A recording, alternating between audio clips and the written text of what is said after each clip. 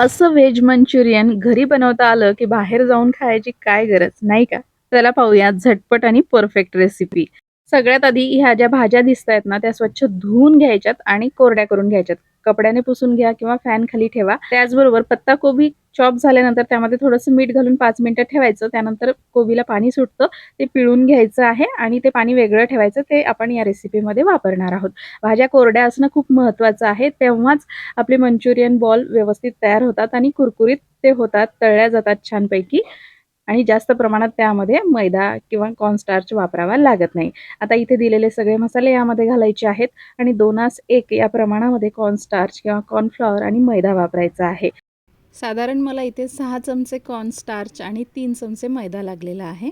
अशा पद्धतीचं हे पीठ मळून घ्यायचंय. त्यानंतर छोटे-छोटे बॉल्स बनवून घ्यायचे. हवं तर थोडंसं हाताला तेल लावून हे बॉल तुम्ही बनवू शकता. आता तेल चांगलं कडकडीत गरम करायचंय आणि गरम तेलामध्ये हे बॉल्स सोडायचे आहेत आणि साधारण सुरुवातीला 1-2 मिनिटं गॅसची फ्लेम मोठीच ठेवायची आहे. त्यानंतर गॅसची फ्लेम मध्यम आचेवर करून हे मंचुरियन आपल्याला चांगले क्रिस्पी होईपर्यंत, छान रंग येईपर्यंत तळून घ्यायचे. यामध्ये मी रंग वापरलेला नाहीये. तुम्हाला हवं तर तुम्ही लाल रंग वापरू शकता. तर बघू शकता एक बॅच तळायला साधारण 5 ते 6 मिनिटं लागतात. मस्त कुरकुरीत असे हे मंचुरियन आपले तळल्या गेलेले आहेत. एकही तेलामध्ये फुटलेला नाहीये. अशाच पद्धतीने मी सगळे मंचुरियन जे आहेत तळून घेत आहे. बघू शकता.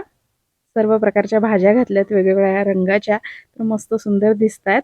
आता कढईतलं तेल काढून घेतलंय. साधारण फक्त 2 टेबलस्पून तेलामध्ये कांदा, शिमला मिरची आणि गाजर बारीक कट करून घालायचं. साधारण 1 छोटी वाटी घेतलेला आहे आणि मोठ्या आचेवरच तेलामध्ये हे परतून घ्यायचं. हलकंसं परतल्यानंतर यामध्ये red chilli sauce, tomato ketchup, आलं लसूण पेस्ट, सोया सॉस आणि थोडंसं व्हिनेगर किंवा लिंबाचा रस घालायचा आहे आणि व्यवस्थित परतल्यानंतर यामध्ये कॉर्नफ्लॉवर आणि त्यामध्ये पाणी घातलेलं आहे. जे कोबीचं पाणी घेतलं होतं ना पिळून, त्यामध्येच ते मिक्स करून कॉर्नफ्लॉवर घालायचं आहे.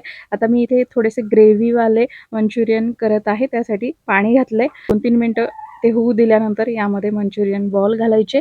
ते देखील 1-2 मिनिटं होऊ द्यायचे आणि मस्त गरमागरम हे सर्व्ह करायचे. त्याआधी मस्त बारीक चिरलेली कांदा पात यावर घालायची आहे. तर अगदी बाहेर मिळतात ना, त्यापेक्षा भारी चवीचे आपले हे घरच्या घरी तयार झालेले आहेत व्हेज मंचुरियन. चवीला अप्रतिम. नक्की करून पहा रेसिपी. धन्यवाद.